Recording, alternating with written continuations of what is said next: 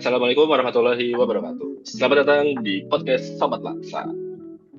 Oke, pada malam kali ini kita bersama teman-teman dari kelompok 1A, yaitu ada Kang Rega juga sebagai moderator juga menemani saya, kemudian ada Kang Jaisu sebagai pembicara, kemudian ada Teh Atria dan ada Teh Aru.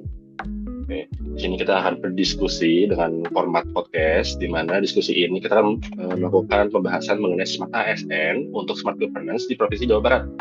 Pada hari ini kita akan fokus bagaimana website dan sistem informasi yang ada itu bisa mendukung terwujudnya pemerintahan yang cerdas, transparan, dan berorientasi pada layanan publik, gitu ya. Nah, tadi tiga pembicara itu adalah Kang Desu, Teh Atria, dan Teh Aru. Jadi mereka ini akan membawakan masing-masing website dan aplikasinya, gitu ya. Kalau untuk dari Kang Desu itu nanti akan membawakan tentang website SIPD. Kemudian Teh Atria itu ada tentang website West Java Youth Innovation Platform. Kemudian dari Teh Arum itu ada aplikasi Pitu Juara, gitu. Nah, sebelum kita masuk ke pembahasan, mungkin Kang Rega gitu ya bisa menjelaskan gitu ya apa itu tentang Smart ASN dan Smart Governance gitu ya. Silahkan Kang Rega. Oke, halo teman-teman semuanya.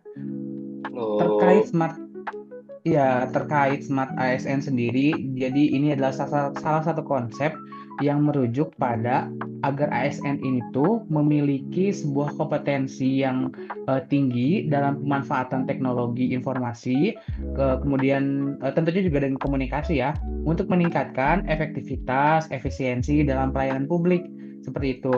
Kemudian terkait dengan smart governance-nya juga adalah sebuah tata kelola pemerintahan yang cerdas dalam smart governance ini juga terdapat sistem di mana pemerintah itu menggunakan teknologi informasi komunikasi untuk meningkatkan kualitas pelayanan publik, teman-teman, seperti efisiensi birokrasi nanti ke depannya, dan juga agar partisipasi masyarakat dalam proses pengambilan keputusan ini tuh bisa lebih mudah seperti itu. Itu sih Oke. Kang. Nanti mungkin Ya. akan dibahas lebih detail atau lebih jelas implementasinya nanti ya, mungkin ya kita Ya, sambil oke. berjalan seperti itu. Ya, oke. Terima kasih Kang Rega untuk penjelasan tentang Smart ASN dan Smart Governance. Baik. Yang pertama mungkin kita langsung aja masuk ke kegiatan inti, acara inti dari podcast ini. Yang pertama itu kita akan membahas tentang implementasi website SIPD dari Kang J, yang merupakan seorang TPRS dari Bapeda, gitu ya. Silakan Kang J untuk membahas tentang SIPD. Siap, terima kasih Kang Rega dan Kang Rehan. Di sini saya akan menjelaskan sedikit ya tentang SIPD. Jadi SIPD itu atau Sistem Informasi Perangkat Daerah itu adalah sistem yang sebenarnya dikembangkan oleh Kementerian Dalam Negeri. Jadi mungkin bukan dari Bapeda sendiri ya, tapi ini memang sistem yang udah terpusat seperti itu. Nah, tujuannya yaitu untuk membantu pemerintah daerah dalam mengelola data, informasi, serta proses perencanaan pembangunan daerah. Nah, di sini biasanya seluruh perangkat daerah itu bisa menyusun, mengintegrasikan, serta memantau dokumen perencanaan, penganggaran, pelaksanaan, hingga pelaporan pembangunan secara lebih terstruktur, transparan, dan akuntabel. Dan kalau dari Bapeda sendiri, Bapeda kan memiliki fungsi strategis ya dalam perencanaan pembangunan di Jawa Barat. Jadi melalui SIPD ini, Bapeda dapat mengintegrasikan data dan perencanaan dari seluruh perangkat daerah sehingga pembangunan menjadi lebih sinkron dan tidak tumpang tindih. Dan sistem ini juga mempermudah penyusunan berbagai dokumen perencanaan dengan lebih cepat serta sesuai dengan aturan nasional yang kira-kira banyak dari Kemendagri dan Bappenas kayak gitu. Kemudian penggunaan SIPD juga selaras dengan konsep smart governance, karena dengan adanya SCPD ini, Bapeda dapat mendorong terciptanya pemerintahan yang lebih terbuka, efisien, serta berbasis teknologi informasi, sehingga perencanaan pembangunan juga bukan hanya memenuhi regulasi aja, tapi juga menjadi pijakan penting dalam mewujudkan tata kelola pemerintahan yang modern dan berorientasi pada kebutuhan masyarakat. Jadi mungkin bukan eh, eh, bukan ke pelayanan masyarakat ya, tapi lebih ke efisiensi birokrasinya kayak gitu kalau CPD ini. Mungkin sekian ya penjelasan singkat terkait CPD. Ya, kembalikan lagi ke moderator.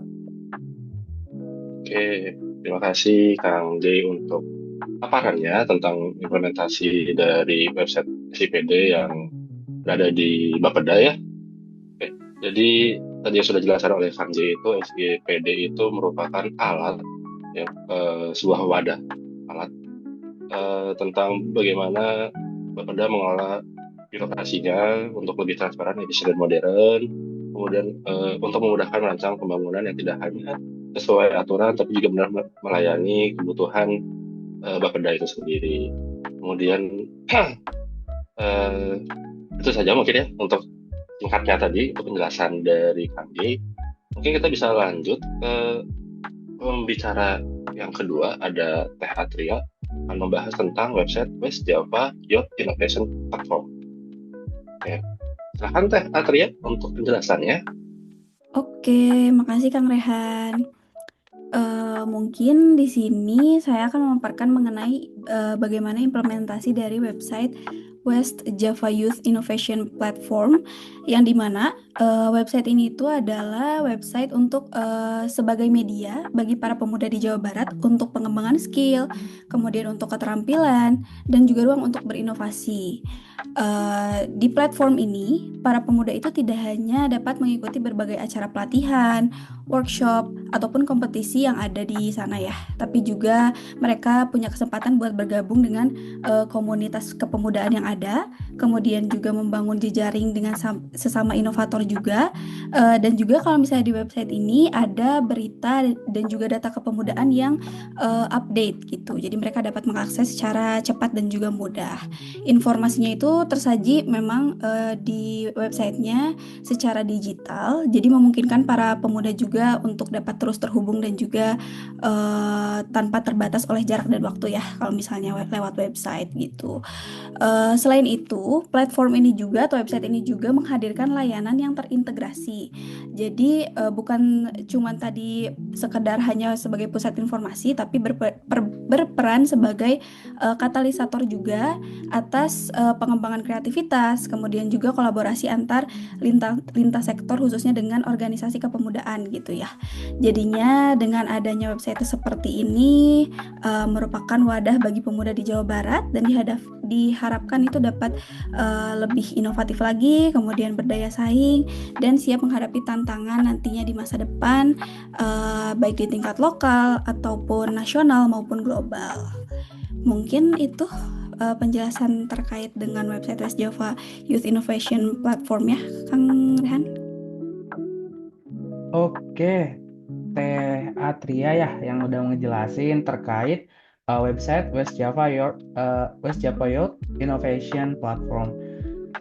Ternyata setelah mendengar terkait website ini tuh pemuda-pemuda di Jawa Barat gitu ya sebenarnya bisa kita himpun dan kita bisa menghimpun dan mengembangkan gitu ya kompetensi dari para pemuda yang ada di Jawa Barat. Sebenarnya masih ada nih pertanyaannya saya punya pertanyaan Teh, tapi mungkin kayaknya disimpan dulu ya. Kita simpan dulu.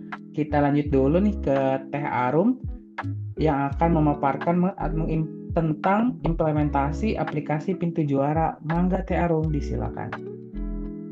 Ya, baik. Terima kasih Kang Rega atas kesempatannya. Jadi di sini saya akan memaparkan ya mengenai implementasi aplikasi Pintu Juara atau singkatannya itu dari Pusat Informasi Terpadu Menuju Sejahtera, yang merupakan sistem yang dikembangkan langsung ya oleh Dinas Sosial Provinsi Jawa Barat oleh Prakom untuk mendukung pengelolaan data kesejahteraan sosial secara terintegrasi gitu. Jadi aplikasi ini tuh bisa mengelola data 26 jenis PPKS, istilah dari Dinas Sosial ya, pemerlu pelayanan kesejahteraan sosial, dan 12 jenis PPKS atau potensi dan sumber kesejahteraan sosial. Nah, mulai dari proses pendataan, validasi hingga pelaporan. Jadi sistem ini tuh bisa diakses sama operator di tingkat kecamatan hingga LKS atau lembaga kesejahteraan sosial swasta gitu. Kemudian nanti akhirnya itu ujungnya diverifikasi oleh Dinas Sosial di tingkat kabupaten kota dan juga provinsi. Jadi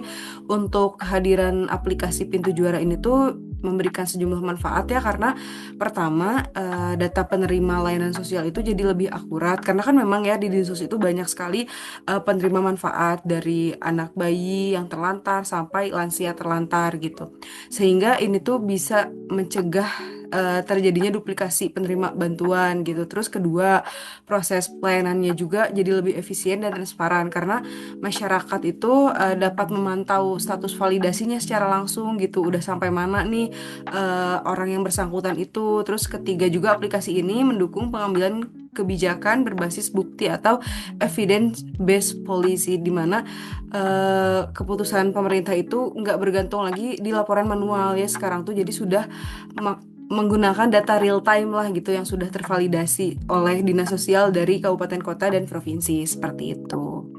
Ya, sekian paparan dari saya mengenai implementasi, mungkin bisa saya kembalikan kepada moderator. Oke, terima kasih Teh Arum untuk penjelasannya ya. Bagus banget nih tentang aplikasi Pintu Juara. Jadi dari paparannya Teh Arum itu kita dapat mengetahui gitu ya, bahwa dari Pintu Juara itu sejalan dengan smart governance, di mana pada aplikasi ini memberikan keterbukaan informasi gitu ya, yang berbasis pada teknologi. Aplikasi ini juga meningkatkan akuntabilitas dan kualitas pelayanan publik, ya. Untuk singkatnya dari tentang aplikasi Pintu Juara. Oke, kita masuk ke sesi selanjutnya ya. Di sini kita akan membahas tentang tantangan-tantangan dari website dan aplikasi yang ada di masing-masing dinas, terutama di Provinsi Jawa Barat ini ya. Kita mulai dulu ya dari Kang J lagi gitu ya. Balik lagi ke Kang J. Kang Rega mau ada tambahan dulu nih sebelum masuk ke Kang J? Enggak, kita langsung aja ke Kang J, nggak Langsung apa-apa. aja? Oke, baik. Siap. Kita langsung ke Kang J lagi ya. Jadi tantangannya apa nih dari implementasi website SIPD gitu ya? Enggak, Kang J? Siap, Pak Nuhun. Jadi dalam penerapan SIPD ini masih terdapat sejumlah tantangan ya yang perlu menjadi perhatian. Jadi mungkin saya mau jelasin dulu dikit tugas saya yang sering berkaitan dengan SIPD.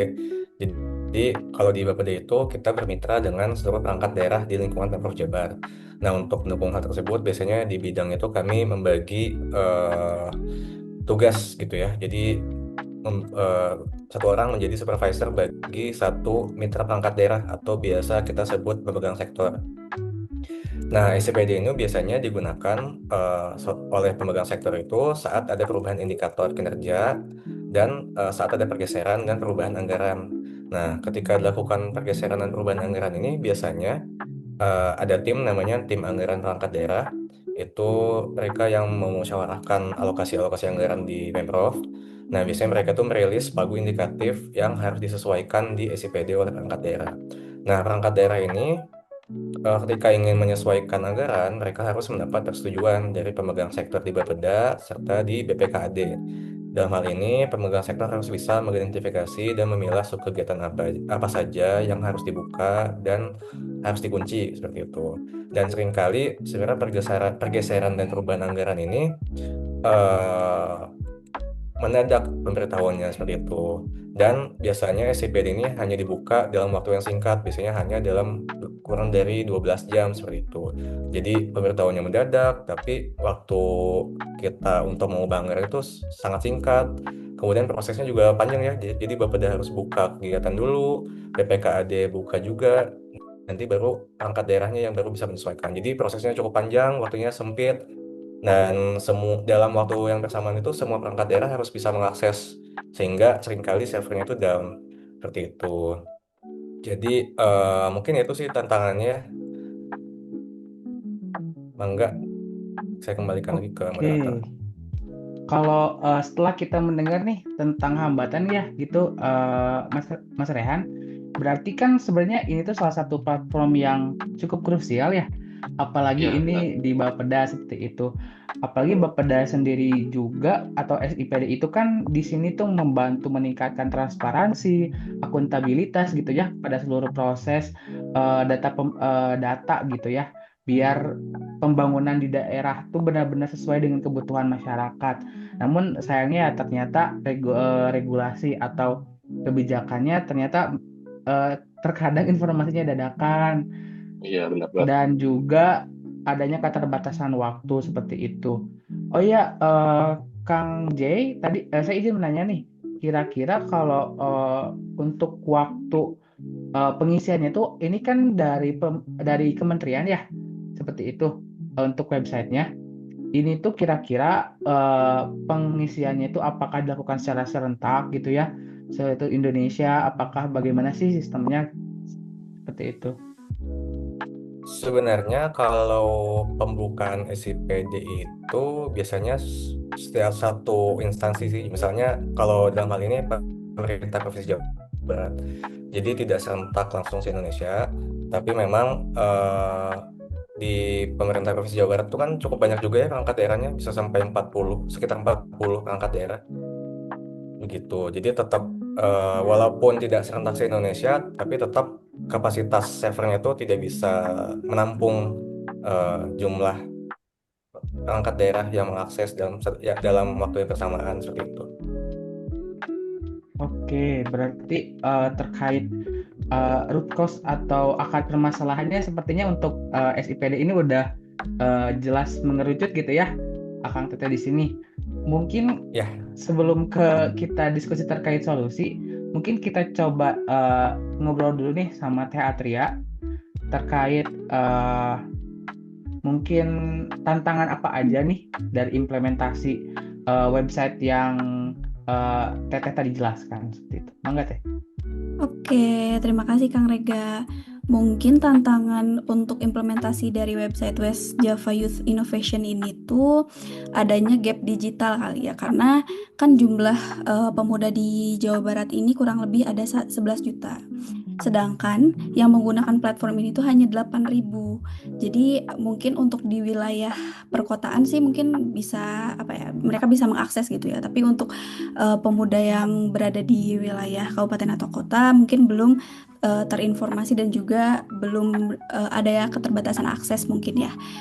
Kemudian eh, masyarakat juga mungkin belum notice kalau misalnya Dispora Jabar ini itu menangani terkait kepemudaan juga, karena biasanya mungkin mereka taunya Dispora Jabar hanya menangani olahraga saja gitu ya, padahal kita juga menangani kepemudaan yang dimana kami juga banyak melaksanakan program-program pelatihan yang bermanfaat gitu ya untuk para pemuda di Jawa Barat gitu. Mungkin itu saja belum dikenal luas gitu.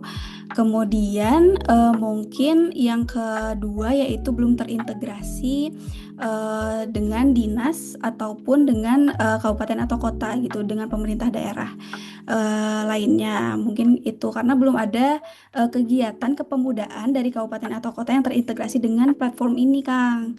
Jadi di satu sisi memang mungkin baru hanya di Pemprov Jabar aja gitu untuk kegiatannya, dan terbatas itu saja mungkin sih kalau tantangannya.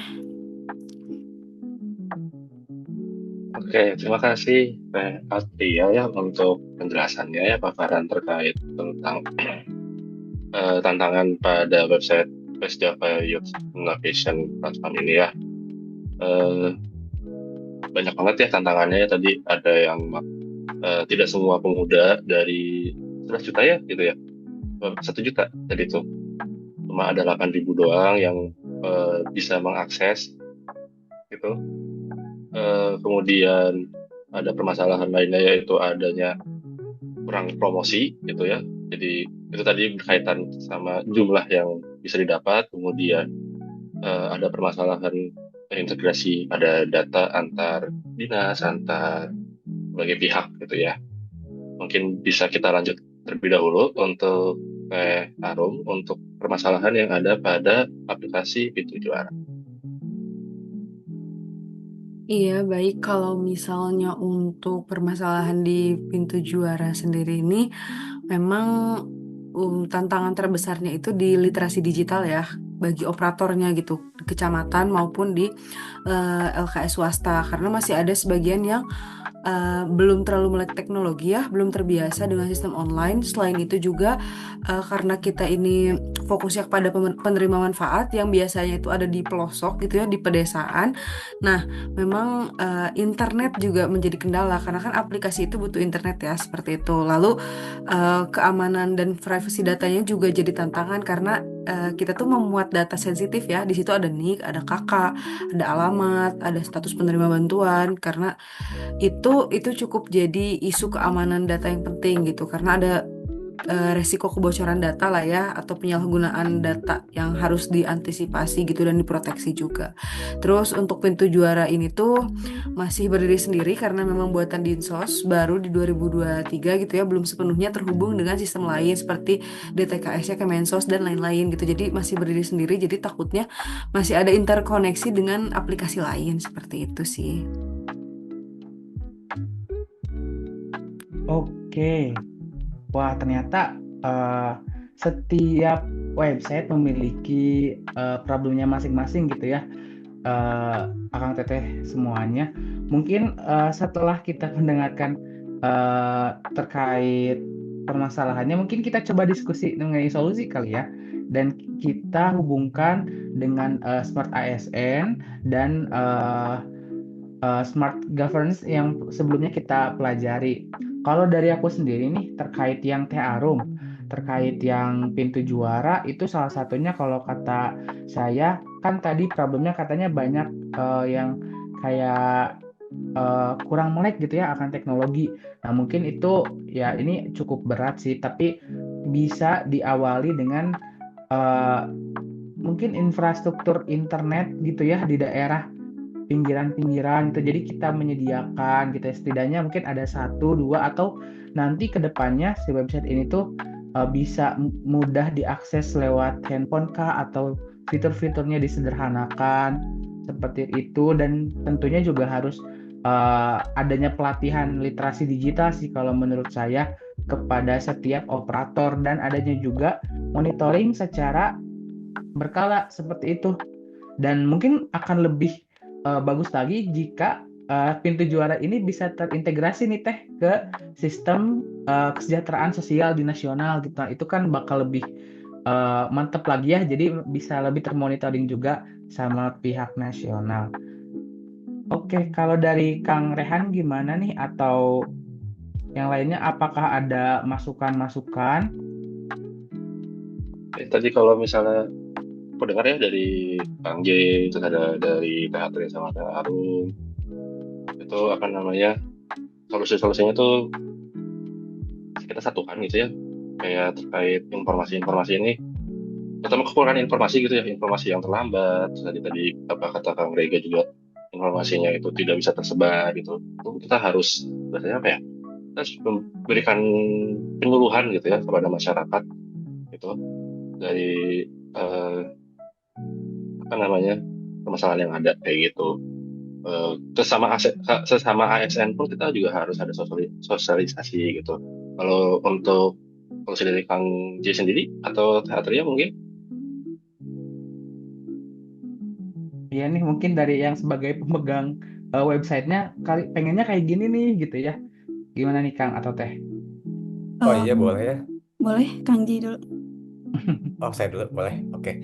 Kalau dari saya sendiri sih mungkin ada 3 poin ya yang bisa diperbaiki gitu. Yang pertama itu karena tadi infonya sering mendadak gitu ya.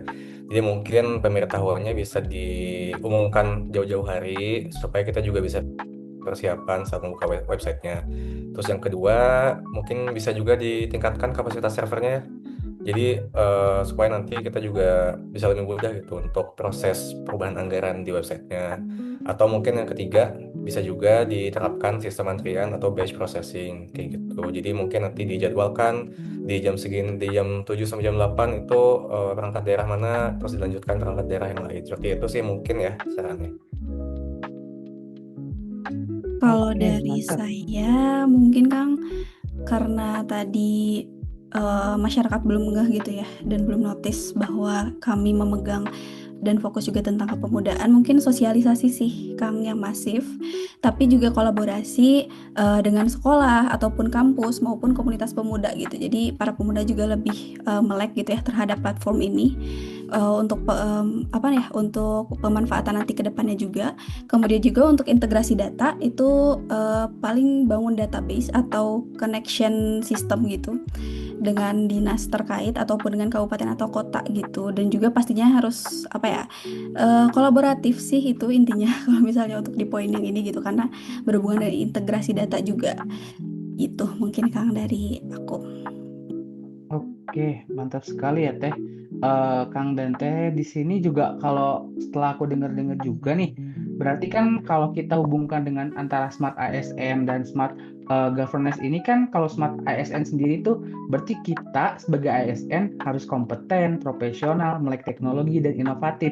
Nah, kemudian juga sebagai untuk menuju ke Smart Governance-nya itu berarti kan ke tata kelola pemerintahannya yang transparan, efisien, partisipatif, dan berbasis teknologi. Berarti harus dimulai dari kita dulu gitu ya. Dari mulai kita dulu, kemudian tata kelolanya, agar nanti menghasilkan sebuah pelayanan atau birokrasi yang modern, efektif, dan melayani masyarakat dengan maksimal. Oke, seperti itu. Kalau dari Kang Rehan gimana nih? Apakah ada komentar-komentar nih? Gitu gimana Kang? Oke, terima kasih ya untuk semuanya gitu, dari Kang Vega, Kang J, Satria, dan Kak Arum gitu ya. Ini juga mengingat waktu yang terbatas gitu ya di podcast ini gitu. Kita bawa ke akhir saja untuk ada kesimpulan gitu ya, bahwa dari website-website dan aplikasi yang ada di dinas dan pemerintahan Provinsi Jawa Barat ini sangat bagus gitu ya. Cuma memang ada tantangannya gitu. Tantangan-tantangan itu perlu solusinya. Dan semoga kedepannya kita sebagai CPNS gitu ya bisa memberikan masukan-masukan ini ke atasan gitu ya, agar dapat diperbaiki permasalahan-permasalahan yang ada gitu ya. Mungkin itu saja dari saya gitu. Apakah ada tambahan lain nih mungkin dari yang lain? Oh, oke, terima kasih untuk Kang Harga sebagai moderator, kemudian dari Kang J, Teh Hatria, dan Teh Arum sebagai pembicara pada podcast Sobat Latsar hari ini. Mungkin itu saja yang bisa kami sampaikan dalam diskusi kali ini. Kurang lebihnya mohon maaf. Assalamualaikum warahmatullahi wabarakatuh. Mari kita dadah-dadah kalau ya. Dadah.